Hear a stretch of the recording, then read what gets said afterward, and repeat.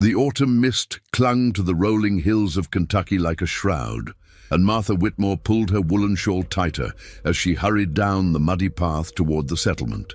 The year 1799 had brought an unusually harsh October, and the trees stood bare against the grey sky, their skeletal branches reaching out like gnarled fingers. Behind her, the small cabin she shared with her husband Samuel seemed to grow smaller with each step, swallowed by the encroaching wilderness. Martha's heart hammered against her ribs as she recalled the conversation she'd overheard the night before. Samuel had been speaking in hushed tones with their neighbor Thomas Creek, their voices barely audible through the thin cabin walls. But she had caught enough words to freeze her blood. Harpe brothers, missing children, and most chilling of all, the old Brennan Ranch. The settlement of Cedar Hollow consisted of no more than 20 families scattered across the rugged landscape, each carving out their existence from the unforgiving frontier.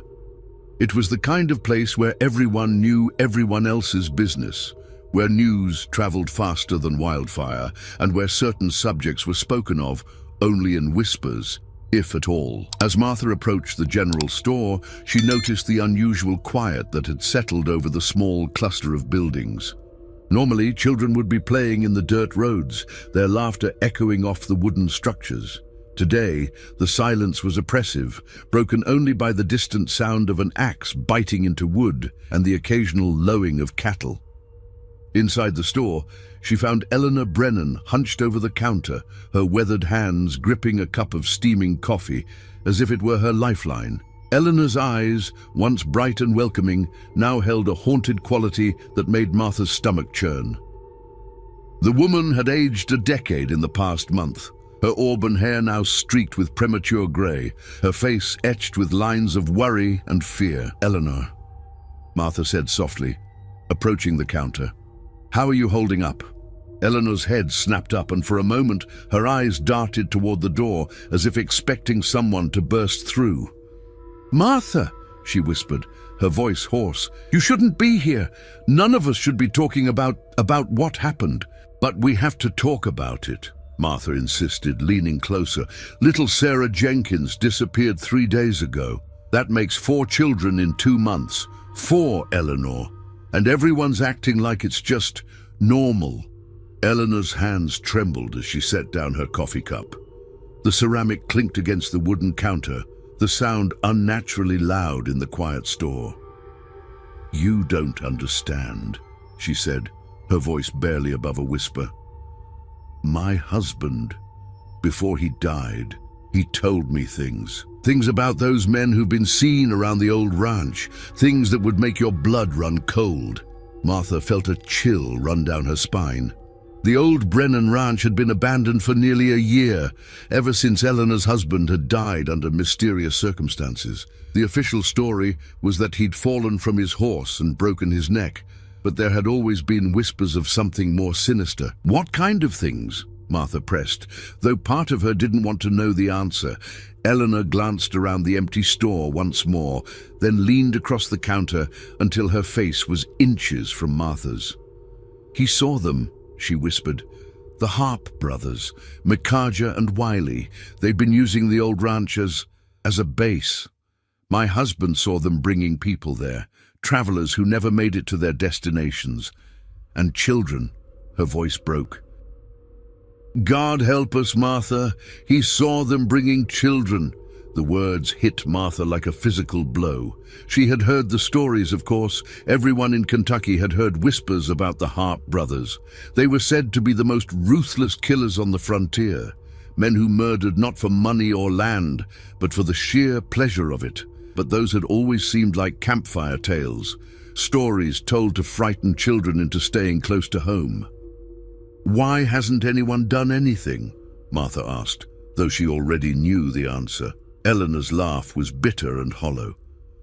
"Who would we tell? The nearest law is 3 days' ride, and even if we could get word to them, who would believe us? Besides," she lowered her voice even further, "there are those in town who think it's better to stay quiet. Better to let sleeping dogs lie than to risk bringing the Harpe's attention to our families."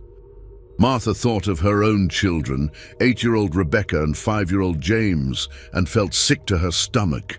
But we can't just do nothing. These are our children, our neighbors' children. My husband tried to do something, Eleanor said, her eyes filling with tears. He was planning to ride to Lexington to report what he'd seen to the authorities there. 2 days later, they found him dead on the road, his neck broken. They said it was an accident, but she shuddered. I know better. The door to the store creaked open, and both women jumped. Thomas Creek stepped inside, his face grim and his clothes muddy from the road. He nodded to the women, but said nothing, moving to the shelves to gather supplies. Martha noticed that his movements were quick and nervous, and he kept glancing toward the windows, as if expecting to see something, or someone, watching. Thomas, Eleanor called softly. Any word about Sarah Jenkins? Thomas paused in his gathering, his shoulders tensing. Her father's organized a search party, he said without turning around. They're heading out toward the old logging trails this afternoon, but he finally turned to face them, and Martha was shocked by the fear she saw in his eyes. But I don't think they're going to find her, not alive anyway. The words hung in the air like a death sentence. Martha felt tears prick at her eyes as she thought of little Sarah with her bright smile and infectious laugh. The girl had been playing outside her family's cabin when she vanished, simply there one moment and gone the next, as if the earth had swallowed her whole. There's something else, Thomas continued, his voice dropping to a whisper. I was out checking my traps yesterday, up near the ridge that overlooks the old ranch. I saw smoke coming from the chimney. Someone's been living there, and recently. Eleanor gasped, her hand flying to her mouth. You didn't go down there, did you? I'm not a fool, Thomas replied grimly. But I watched for a while, long enough to see 2 men moving around the property. Tall, lean men with dark hair, and he paused, swallowing hard. And I heard sounds, crying, like a child crying. The silence that followed was deafening. Martha felt the world spinning around her as the full horror of the situation sank in. The Harpe brothers weren't just stories told around campfires. They were real. They were here, and they had been taking children from their community for months. We have to do something, Martha said, her voice stronger than she felt. We can't just let them continue. What can we do? Eleanor asked desperately. We're farmers and shopkeepers, not soldiers, and if we try to fight them, she gestured helplessly. Look what happened to my husband. Machin, Thomas finished gathering his supplies and approached the counter. There might be a way, he said quietly. I've been thinking about this all night. The Harpes are dangerous, yes, but they're also arrogant. They think they're untouchable out here, beyond the reach of any law. That might be their weakness. What do you mean? Martha asked. I mean, we don't try to fight them directly. We gather evidence, real evidence, proof of what they've been doing. Then we take it to the authorities in Lexington, or even Louisville if we have to. Make enough noise that they can't ignore it. Eleanor shook her head. And who's going to gather this evidence? Who's going to get close enough to that ranch to see what's really happening there? Thomas met her gaze steadily. I am. Thomas, no, Martha said immediately. It's too dangerous. If they catch you, if I don't try, more children will disappear, Thomas interrupted. Maybe our children next time. I can't live with that on my conscience. As the 3 of them stood in the dim light of the general store, the weight of their decision settling over them like a heavy blanket, none of them noticed the figure watching from the tree line beyond the settlement. A tall, lean man with dark hair and cold eyes who had been listening to every word of their conversation. Micajah Harpe smiled to himself as he melted back into the shadows of the forest. It seemed the good people of Cedar Hollow were finally beginning to understand the true nature of their situation. But understanding and surviving were 2 very different things, and the Harpe brothers had no intention of allowing their comfortable arrangement to be disturbed. The game was about to begin in earnest. 3 days had passed since the conversation in the general store, and Thomas Creek found himself crouched behind a fallen oak tree, his breath forming small clouds in the frigid morning air. The old Brennan Ranch lay spread out below him in the valley, its weathered buildings casting long shadows across the frost-covered ground. From his vantage point on the ridge, he could see the main house, the barn, and several smaller outbuildings, all connected by a network of muddy paths. Thomas had been watching the ranch for 2 days now, arriving before dawn and staying until well after sunset. He had seen the 2 men Eleanor had mentioned, tall, gaunt figures who moved with the predatory grace of wolves. They came and went at irregular intervals, sometimes disappearing for hours at a time, only to return with bundles slung over their shoulders or leading horses loaded with mysterious cargo. But it was what he had heard that truly chilled him to the bone.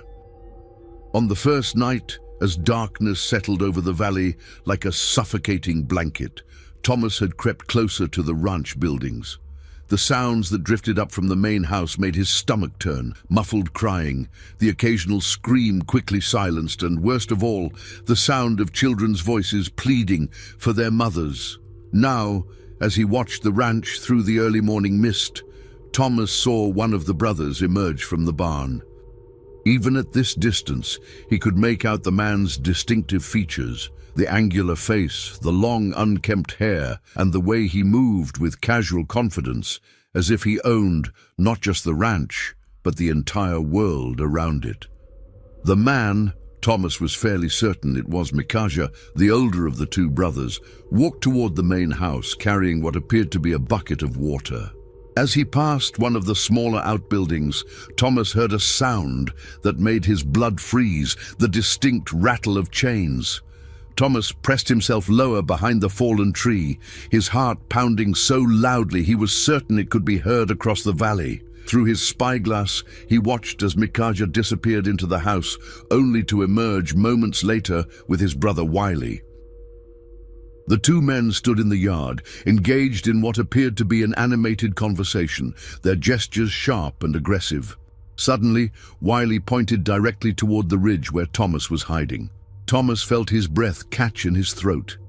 Had they seen him? He remained perfectly still, not daring to move a muscle, as the 2 brothers continued their discussion. After what felt like an eternity, they separated, Macabre heading toward the barn, while Wiley walked in the direction of the tree line at the base of the ridge. Thomas knew he had to move. If Wiley was coming up the ridge to investigate, he would be discovered within minutes. Carefully, quietly, he began to crawl backward through the underbrush, using the fallen logs and dense vegetation to mask his retreat. Every snapping twig sounded like a gunshot to his ears, every rustle of leaves like a shout announcing his presence. He had made it perhaps 50 yards when he heard the sound of boots on the rocky slope below.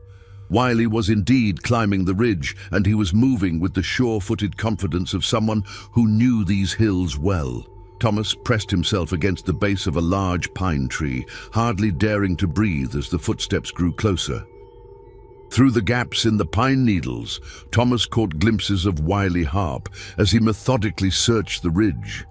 The man was younger than his brother, perhaps in his late 20s, but his eyes held the same cold, predatory gleam. He carried a long rifle with practiced ease, and Thomas noticed that his clothes were stained with what looked suspiciously like dried blood. Wiley paused not 10 feet from Thomas's hiding place, his head cocked as if listening for something. For a terrifying moment, their eyes almost met through the pine boughs, and Thomas was certain he had been discovered. But then a sound from the valley below, Macabre calling his brother's name, drew Wiley's attention away. "Nothing up here but squirrels," Wiley called back, his voice carrying clearly in the crisp morning air. "Probably just heard the wind in the trees." Thomas remained frozen in place for another 20 minutes after Wiley had descended back to the ranch, not trusting that the man had truly given up his search. When he finally dared to move, his muscles were cramped and stiff from the cold and tension. He made his way carefully back through the forest, taking a circuitous route that would bring him to the main road well away from the ranch. As he walked, Thomas's mind raced with what he had witnessed. The chains, the sounds of children crying, the brothers' obvious paranoia about being watched. It all painted a picture more horrifying than anything he had imagined, but he still needed proof, something concrete that he could take to the authorities. The sun was high overhead by the time Thomas reached the outskirts of Cedar Hollow. As he approached the settlement, he noticed an unusual commotion near the Jenkins family cabin. A crowd had gathered in the yard, and he could hear the sound of a woman weeping. His heart sank as he realized what this meant. Martha Whitmore saw him approaching and hurried to meet him, her face pale and drawn. "Thomas," she said, her voice barely controlled. "They found Sarah." "Where?" Thomas asked, though he dreaded the answer. "About 2 miles downstream from the old mill," Martha replied, tears streaming down her cheeks. "Some hunters found her this morning. She was—" Martha's voice broke. "She was in a terrible state, Thomas, barely alive. They've taken her to Doc Morrison's, but he doesn't think she'll make it through the night." Thomas felt a cold rage building in his chest. Did she say anything about who took her or where she'd been? Martha nodded, glancing around to make sure they weren't overheard. "She kept saying something about the bad men in the old house, and she mentioned chains, Thomas. She said there were other children there chained up in the dark." The confirmation of what Thomas had suspected hit him like a physical blow. "We have to get her to tell us more," he said urgently. "If she can give us details about the ranch, about what she saw—" "She's dying, Thomas," Martha interrupted. "Doc Morrison says she's been hurt in ways that—" She couldn't finish the sentence, but Thomas understood. The implications made him feel sick. "Then we have to act fast," Thomas said grimly, "before they realize she escaped and move their operation somewhere else." As if summoned by his words, a commotion erupted from the direction of Doc Morrison's cabin. They could hear shouting, the sound of running feet, and then a woman's anguished scream that seemed to go on forever. Martha closed her eyes, fresh tears spilling down her cheeks. "She's gone," she whispered. Thomas stood in the middle of the settlement, surrounded by the grief and fear of his neighbors, and felt a determination unlike anything he had ever experienced.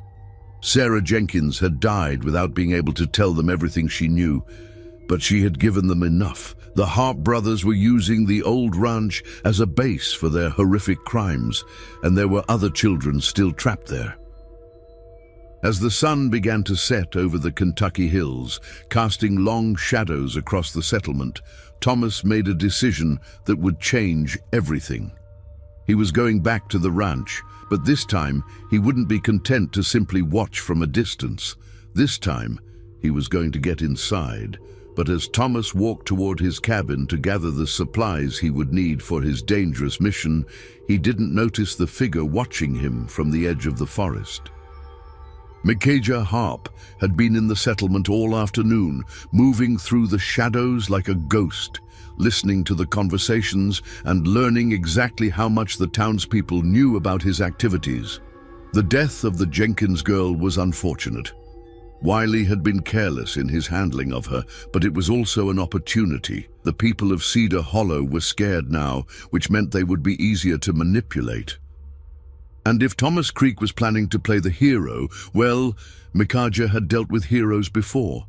As darkness fell over the settlement, Macabre melted back into the forest, already planning his next move. The game was becoming more interesting by the day, and he had no intention of losing. The moon was nothing more than a silver crescent hanging in the star-filled sky when Thomas Creek made his way through the forest toward the old Brennan Ranch. He had waited until well past midnight to begin his approach, knowing that the Harpe brothers would likely be asleep, or at least less vigilant than during the daylight hours. In his pack, he carried rope, a small lantern, his hunting knife, and a loaded pistol that he prayed he wouldn't have to use. The temperature had dropped significantly since sunset, and Thomas's breath formed ghostly clouds as he picked his way carefully through the underbrush. Every sound seemed amplified in the stillness, the crack of a twig underfoot, the rustle of dead leaves, the distant hoot of an owl. He had made this journey twice before during his surveillance, but tonight felt different. Tonight, he wasn't just watching, he was going in. As he crested the ridge overlooking the ranch, Thomas paused to study the buildings below. The main house was dark, with no light visible in any of the windows. The barn and outbuildings were similarly quiet, their shapes barely visible in the pale moonlight.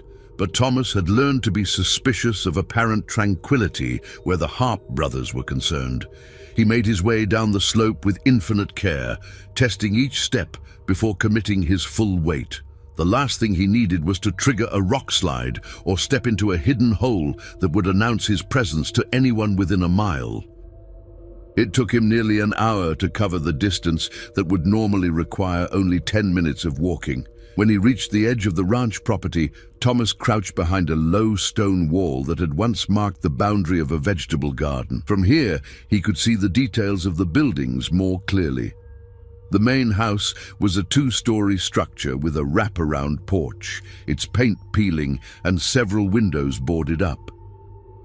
The barn was larger than he had realized from his distant observations, with what appeared to be several additions built onto the original structure. But it was the smaller outbuildings that drew his attention. There were 3 of them, arranged in a rough semicircle behind the main house. They looked like they might have once been used for storage or as workshops, but something about them seemed wrong. The windows were not just boarded up, they had been sealed with heavy planks and what looked like iron bars. Thomas studied the buildings for several minutes, trying to determine the best approach. The crying sounds he had heard during his previous surveillance had seemed to come from the direction of these smaller structures. If there were children being held captive, this was where he would find them. He was about to move when a sound from the main house froze him in place. A door had opened, and he could see a tall figure silhouetted against the faint light from within. One of the brothers, Thomas couldn't tell which one in the darkness, stepped onto the porch and stood there for a long moment, as if listening to the night sounds.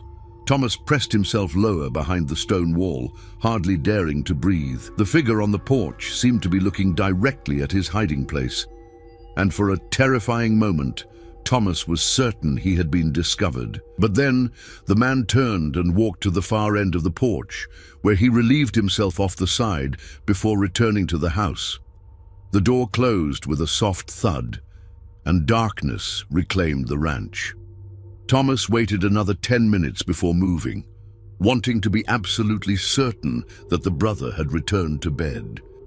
When he finally crept forward, he chose a path that would take him around the main house at the widest possible distance, using the barn and other structures to block any view from the windows. The first outbuilding he approached was the smallest of the 3, little more than a shed with a single door and no windows. As he drew closer, Thomas caught a smell that made his stomach turn, a mixture of unwashed bodies, human waste, and something else he couldn't identify, but that spoke of suffering and despair. The door was secured with a heavy wooden bar and what appeared to be a new padlock. Thomas examined the lock by feel, running his fingers over the metal to determine its size and construction. It was substantial, but not impossible to break if he could find the right tool. He was about to move on to examine the other buildings when he heard it, a soft whimpering sound from inside the shed. The sound was so quiet he almost missed it, but once he heard it, he couldn't ignore it. Someone was in there, someone alive and in distress. Thomas pressed his ear to the door, straining to hear more. The whimpering continued, occasionally punctuated by what sounded like whispered words, though he couldn't make them out clearly. His heart raced as he realized he was probably listening to one of the missing children. He moved to the second building, which was larger and appeared to have been divided into multiple rooms. This structure had several small, barred windows set high in the walls, and as Thomas approached one of them, he caught the sound of breathing. Multiple people breathing in the confined space. The third building was the largest of the 3, and as Thomas circled it, he discovered something that made his blood run cold. On the side, facing away from the main house, there was a small pile of what looked like children's clothing, torn, dirty, and stained with substances he didn't want to identify. Thomas felt a rage building inside him, unlike anything he had ever experienced. The evidence of what was happening here was overwhelming, but he needed to see more, to gather proof that would convince the authorities to act swiftly and decisively. He returned to the first building and examined the padlock more carefully. Using his hunting knife, he was able to work the blade into the gap between the lock and the hasp, applying pressure until the screws holding the hasp began to loosen. It was slow, careful work, and every small sound seemed deafeningly loud in the night silence. After what felt like hours, but was probably only 20 minutes, Thomas managed to work the hasp loose enough to lift the wooden bar.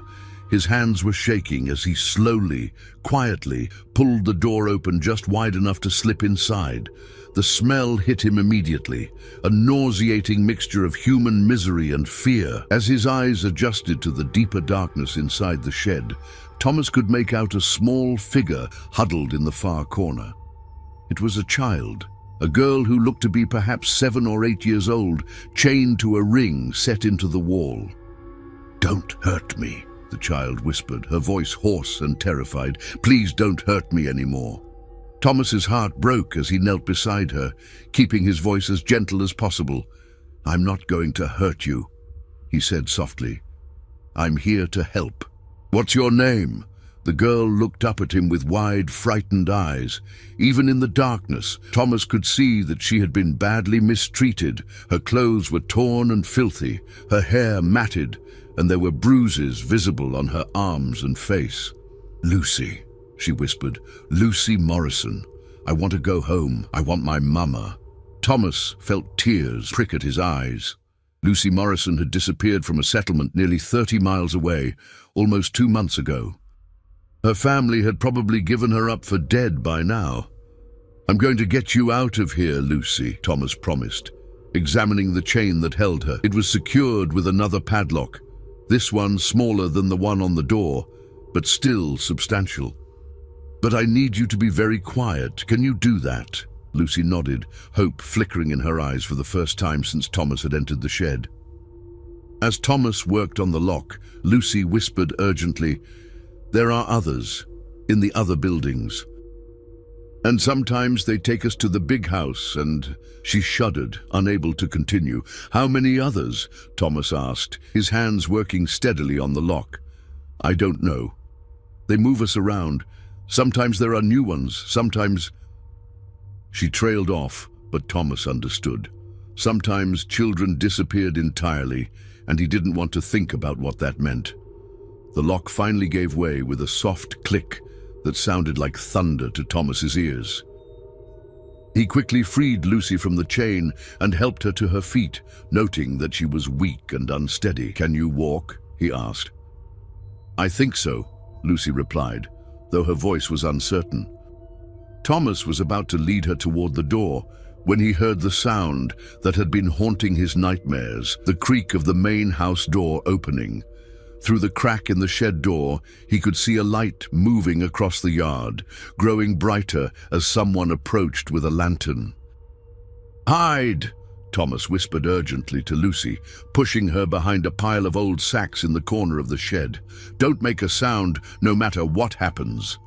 Thomas pressed himself against the wall beside the door, his hand gripping the handle of his hunting knife. Through the crack, he could see the lantern light growing closer, and he could hear heavy footsteps on the hard-packed earth of the yard. The footsteps stopped directly outside the shed. "Well, well," came a voice that Thomas recognized as belonging to Macabre Harpe. "What do we have here?" The door swung open and lantern light flooded the small space. Thomas found himself face to face with the most dangerous man on the Kentucky frontier, and he knew that his mission to gather evidence had just become a fight for survival.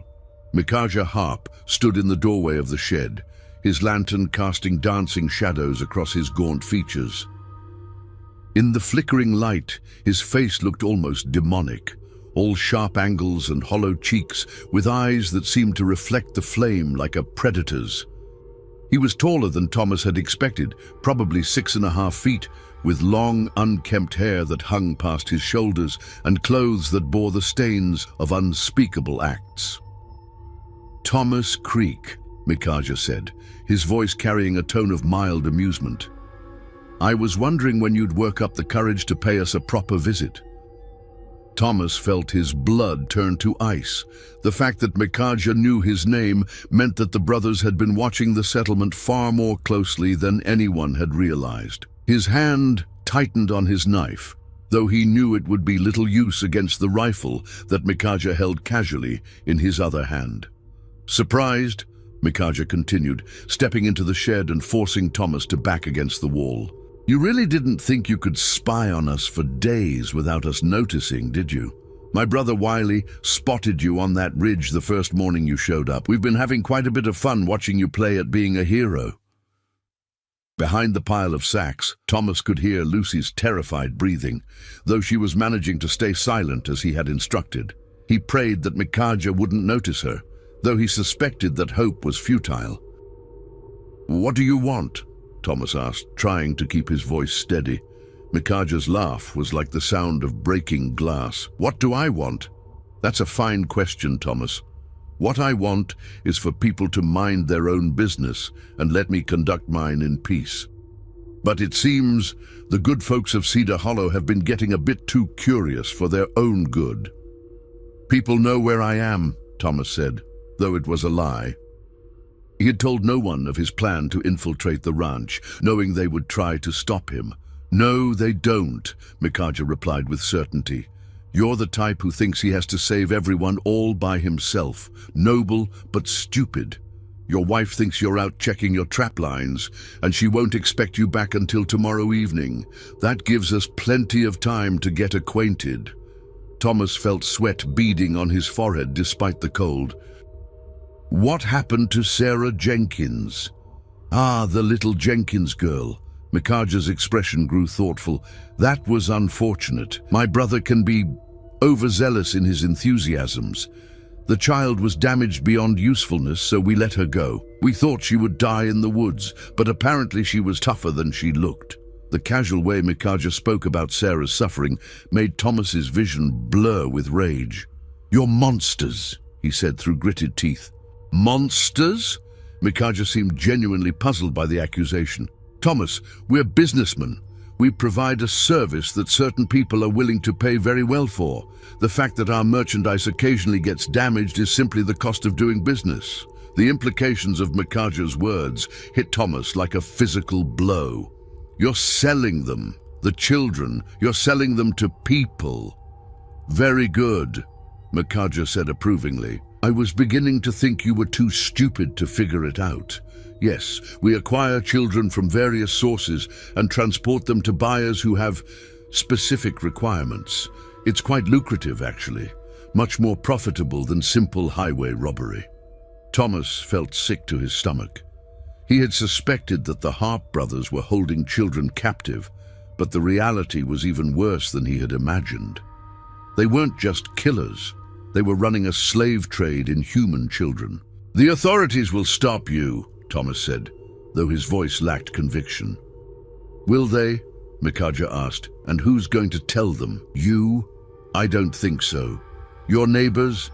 They're too frightened to even admit they know what's happening. Face it, Thomas. We're untouchable out here. The nearest law is days away, and by the time any help could arrive, we'd be long gone. As if to emphasize his point, Micajah raised his rifle and pointed it directly at Thomas's chest. But you've created a problem for us, Thomas. You've seen too much, and you know too much. That puts us in a difficult position. Thomas's mind raced, trying to find some way out of the situation. Behind the sacks, he could hear Lucy's breathing becoming more rapid and shallow. The child was terrified and probably close to panic. However, Micajah continued, I'm not an unreasonable man. I'm prepared to offer you a choice. What kind of choice? Micajah's smile was like a knife blade. You can join us, or you can join our inventory. Thomas stared at him in disbelief. You want me to help you kidnap children? I want you to help us expand our operation. Micajah corrected. You know the people in Cedar Hollow. You know their routines, their weaknesses. You could be very useful in identifying suitable merchandise and helping us acquire it without drawing unwanted attention. The suggestion was so monstrous that Thomas couldn't immediately respond. The idea that he would even consider helping these men prey on his own neighbors was beyond comprehension. Think about it, Micajah pressed. Your own children, Rebecca and James, isn't it? They're exactly the type of merchandise our buyers prefer. Young, healthy, unspoiled. If you work with us, they stay safe. If you don't... He shrugged eloquently. The threat to his children cut through Thomas's shock like a blade. You stay away from my family, he said, his voice deadly quiet. That's entirely up to you, Micajah replied. Cooperate and they remain off limits.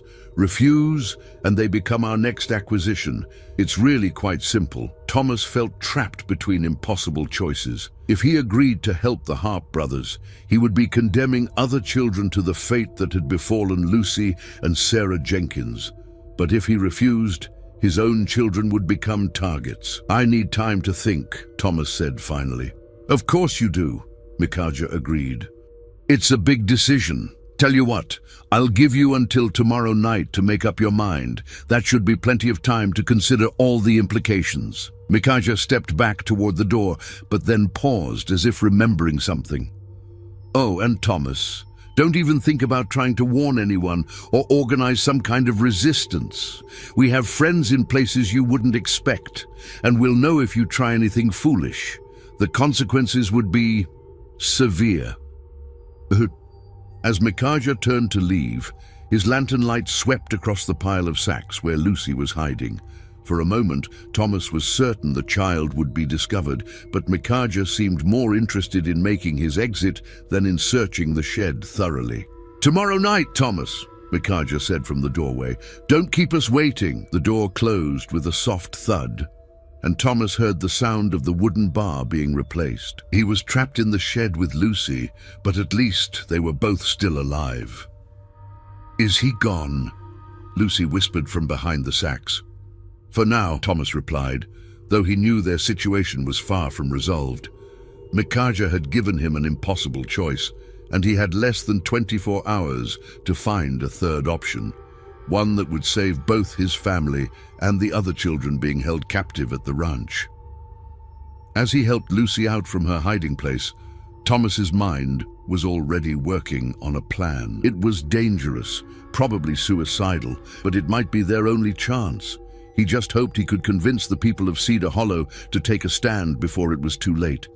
Outside the shed, the Kentucky night seemed darker than ever, and somewhere in that darkness, the Harpe brothers were planning their next move in a game where the stakes were measured in innocent lives. The first pale light of dawn was creeping over the Kentucky hills when Thomas Creek and Lucy Morrison finally made their way back to Cedar Hollow. They had spent the remainder of the night hiding in the forest, waiting for the right moment to slip away from the ranch undetected. Lucy was weak and exhausted, but her determination to reach safety had kept her moving through the difficult terrain. As they approached the settlement, Thomas could see that something was wrong. Smoke was rising from several locations, and there was an unusual amount of activity for such an early hour. People were moving between the buildings with urgent purpose, and he could hear the sound of voices raised in alarm. Martha Whitmore was the first to spot them as they emerged from the tree line. She ran toward them, her face a mixture of relief and terror. Thomas, thank God you're alive. We thought... She stopped short when she saw Lucy, her eyes widening in recognition. Lucy Morrison, child, we thought you were dead. What's happening here? Thomas asked, noting the fear in Martha's voice. They came in the night, Martha said, her voice shaking. The Harpe brothers. They took 3 children, the Patterson twins and little Michael Webb, but that's not the worst of it. She paused, struggling to control her emotions. They left a message. They said if we don't hand you over by sunset, they'll start killing the children they've taken. One every hour until you surrender yourself. Thomas felt the world spinning around him. His worst fears had been realized. By trying to rescue the captive children, he had only made the situation worse. Now more children were in danger because of his actions. "There's more," Martha continued. "Eleanor Brennan is dead. They found her this morning in her store, her throat cut, and there's a note pinned to her dress that says, 'This is what happens to those who talk too much.'" The news hit Thomas like a physical blow. Eleanor had been killed because she had shared information about the Harpe brothers with him and Martha. Her death was on his conscience, along with the danger now facing the newly captured children. "We have to do something," Thomas said, though he wasn't sure what that could be. "Some of the men are talking about forming a posse," Martha replied, "but most are too frightened. The Harpes have made it clear that anyone who opposes them will face the same fate as Eleanor." Thomas looked around the settlement, noting the fear in people's faces as they went about their morning routines. These were good people, farmers, shopkeepers, craftsmen, but they weren't fighters. They had come to the frontier to build new lives, not to wage war against monsters like the Harpe brothers. "Where are they meeting?" Thomas asked. "At the church," Martha replied. "But Thomas, you can't seriously be thinking of turning yourself over to them." "I don't see that I have much choice," Thomas said grimly. "This is my fault. If I hadn't tried to play the hero, those children would still be safe." "And how many more would have disappeared?" Martha countered. "At least now we know what we're dealing with. At least now we have a chance to fight back." Thomas wasn't so sure about that, but he knew he had to try. He couldn't live with himself if children died because of his actions. The church was a simple wooden structure at the center of the settlement, and when Thomas arrived, he found about 20 men gathered inside. They were a mix of ages and occupations, but they all shared the same grim expression of men who had been pushed beyond their limits. Samuel Whitmore, Martha's husband, stood at the front of the group.